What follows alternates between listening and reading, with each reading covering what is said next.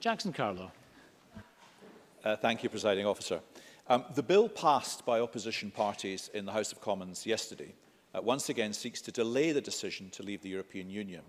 It gives the UK until October the 19th to get a deal with the European Union. Now, I still hope we and the other 27 countries in the EU can reach an agreement. Does the First Minister? First Minister. Well, I'm going to tell Jackson Carlow, firstly, something that I think he should know by now. I don't want to see Scotland have to leave the European Union at all.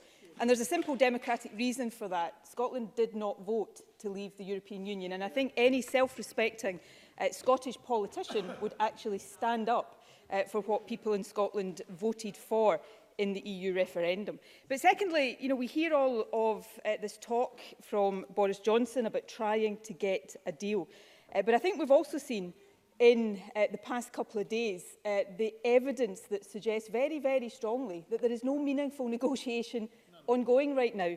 Sham is the word that has been used about it, and I think actually attributed, rightly or wrongly, I don't know, to a member of the Prime Minister's own inner circle. So if Jackson Carlow is privy to information that the rest of us don't have, and can tell us right now the detail of the deal that Boris Johnson is trying to strike with the European Union, then perhaps he'd share that with us and we'd all have the opportunity to give our views on it. Jackson Carlow. That doesn't sound like the First Minister is very interested in an agreement. And yet this is the bill your MPs voted for last night, First Minister. It gives a deadline of the 19th of October to negotiate an orderly exit, something which I think would deliver what most people in Britain want, which is to go on with delivering Brexit in line with the referendum decision we took. So I ask again, does she actually want a deal or not? First Minister. I don't want, and let me just say this, I can't say it any more simpler, so I'll try and say it a bit more slowly and perhaps a bit more loudly. I don't want Scotland to leave the European Union. Because 62% of people in Scotland voted against leaving the European Union, and I guess if that vote was held again today, that percentage would be even higher. But I come back to the point of a deal. If Jackson Carlow is asking me to give an opinion on some mythical deal that he believes, unlike most other people, that Boris Johnson is on the verge of agreeing with the European Union, then tell us what he thinks the content of that deal is, and then I will happily give him an opinion on it. But right now, there are no negotiations that we know of. The efforts, so-called efforts to strike a deal have been described as a sham. The European Union don't appear to know of the negotiations that are making progress the way Boris Johnson tries to tell us. So clearly Jackson Carlow is suggesting he knows something that the rest of us don't know. So share it with us now, and then we can have a meaningful discussion about it. Jackson Carlow. Look, let's spell it out. The First Minister doesn't really want to see successful negotiations between the UK and the EU. She's just said as much. She wants the negotiations to fail. It's not in her interest to strengthen the UK's hand in those talks. She wants to weaken the UK's hand in those talks. She doesn't want people in Scotland to be able to move on from this. She's determined to keep it dragging on and on and on. Isn't it the case that when it comes to this First Minister, she's never seen a referendum result she doesn't want to overturn? First Minister.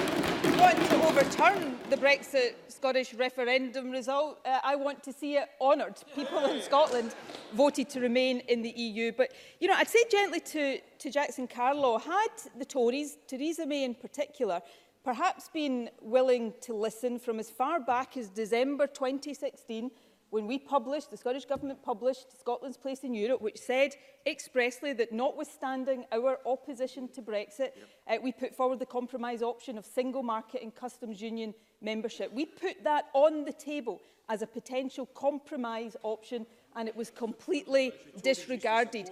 Had the Tories and Ruth Davidson once challenged me to support continued single market membership, and then when our Westminster bosses told her that that wasn't the policy, decided otherwise. So I'll take no lessons from Jackson Carlow on attempting to find compromise on Brexit. But we are in the position now where, I'll say again, I don't want Scotland to be dragged out the European Union against our will. But I absolutely will not stand by while we have a no-deal exit imposed upon us, because I know how catastrophic that will be.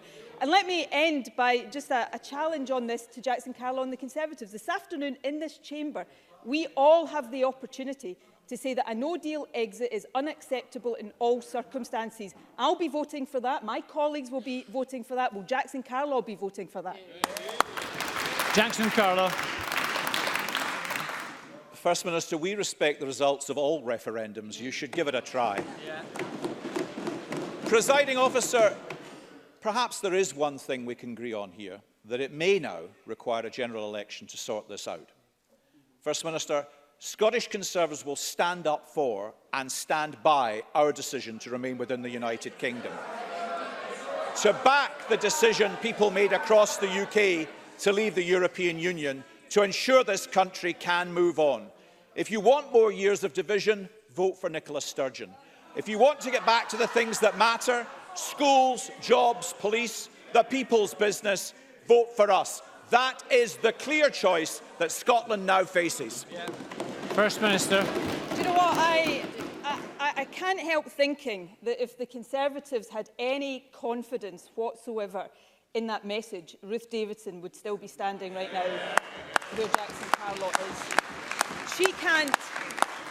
She can't stomach the direction Boris Johnson is taking this country in. Boris Johnson's own brother can't stomach the direction he's taking the country in. The question is, why should the people of Scotland be forced to put up with it? So I relish the prospect of a general election. I really relish the prospect of a general election.